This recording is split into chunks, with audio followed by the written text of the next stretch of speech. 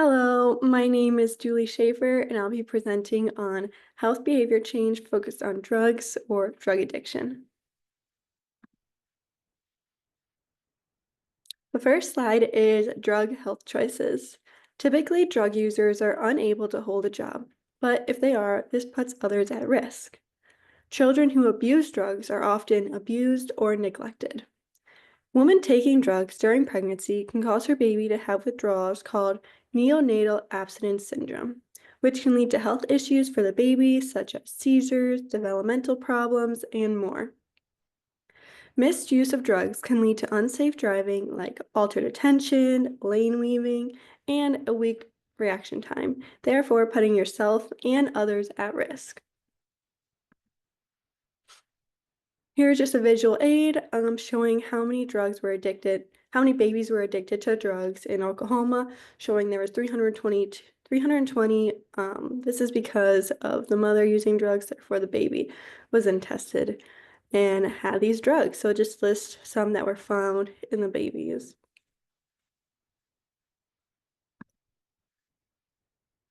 This one just shows a difference between two types of drugs women could take.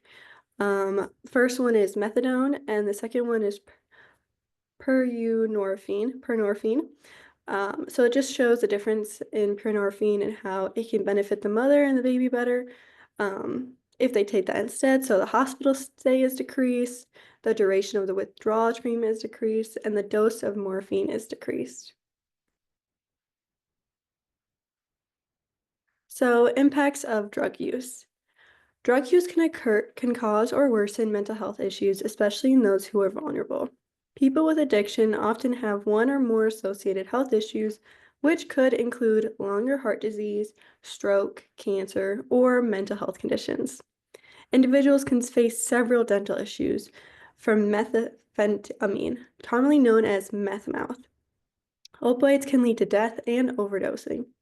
Sharing injection equipment can lead to the contraction of HIV, and hepatitis C. So here's another visual just showing how many people, different people that took drugs in the past year or past month, and it has illicit drugs, marijuana, opioids, binge alcohol, and cigarettes, and it just shows how many of the people that use drugs are severely affected by serious mental health illnesses, and how very few are affected by no mental health illness, and about a medium amount have any mental health illness. So goal setting. The main goal, I will stop using any form of drugs every day by attending recovery coaching offered by the RED Project in Grand Rapids until August 31st, 2025.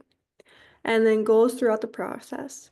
I will remove all drugs from my place and stop hanging out with friends and family that misuse drugs and attend recovery coaching 4 times a week until May 31st, 2025. And then after that, I will keep drugs out of my place and life and attend recovering coaching twice a week until July 31st, 2025. And then the final goal, I will keep drugs out of my place and life and attend recovering coaching once a week until August 31st, 2025. Contemplation. Reason 1. This change can protect individuals from health issues such as cancers, mental disorders, and diseases. Reason 2. This protects oneself from harm. Babies in the womb are protected and are less likely to have health issues if the mother is not using drugs. Also protects you and others on the roads from getting into any car accidents. And reason 3.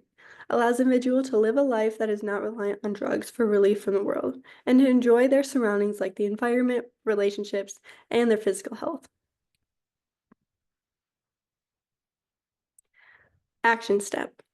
Remove all drugs from your house is the first step. The second step, call RED Project in Grand Rapids to get connected with recovery coaching.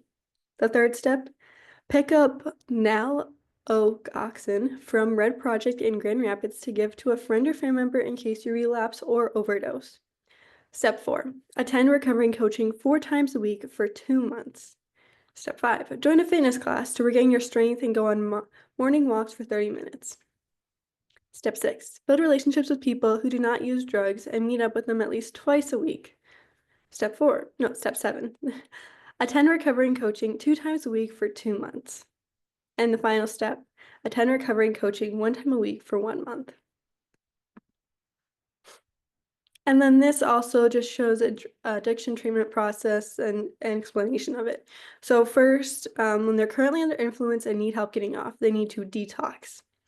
They need a stable environment to learn the tools to stay sober, so they can either go to an outpatient program if they need flexible hours, or they can go to an inpatient rehab if they need a structured environment. This will lead to drug-free they then will need drug-free living environment for a while longer, so therefore they would have sober living and then aftercare.